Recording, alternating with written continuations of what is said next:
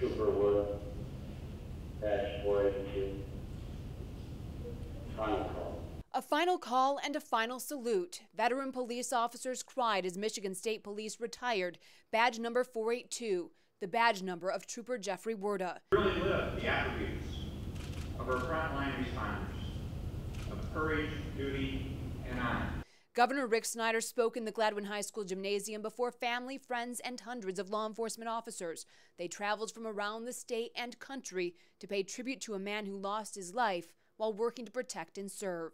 Trooper Werda died early Wednesday morning when he crashed here in Tamath Township on Birch Run Road while rushing to help Saginaw County Sheriff's deputies with a chase. Law enforcement officers I spoke with today say every time they get in a car to protect and serve, they will be reminded of Trooper Werda. Every day we go to work, it's a possibility.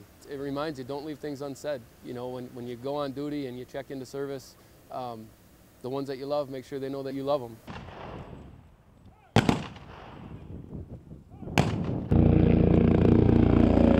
As police gave Trooper Werda a hero's farewell, they had two messages for his wife and children. One, Trooper Werda spoke of them with pride.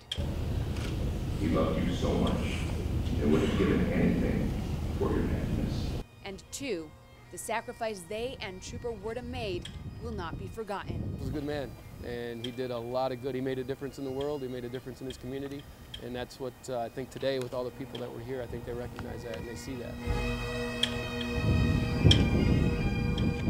In Gladwin, Kim Russell, NBC 25 News.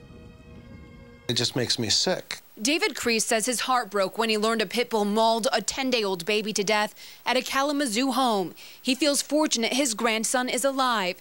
This picture shows the injuries 3-year-old Matthew suffered when a pit bull that never before had attacked mauled him several years ago as the child offered him food. The dog knocked him down and grabbed his face and shook him like a rag doll. Crease says he hopes Saginaw passes a much-talked-about ordinance that would restrict the dogs listed here, the 10 most statistically dangerous dogs, according to the CDC.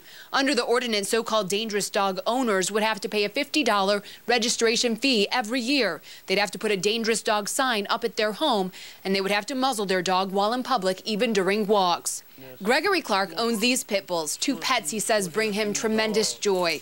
He says the ordinance is unfair in that it targets owners of dogs that behave just because of a breed's reputation. I don't think that they should just single them out. He says the city should crack down on owners of dogs that bite or get loose. I've seen little chihuahuas get out and attack people. For David Crease, seeing his grandson's face after the mauling convinced him certain breeds are dangerous dogs. David Crease plans to come here to Saginaw City Hall and share the story of the attack on his grandson with city council leaders. He hopes that encourages the passage of an ordinance on dangerous dogs. I keep these photos out, and I show them to everyone that I can to let them know, you know, what the potential is out there for dangerous dogs.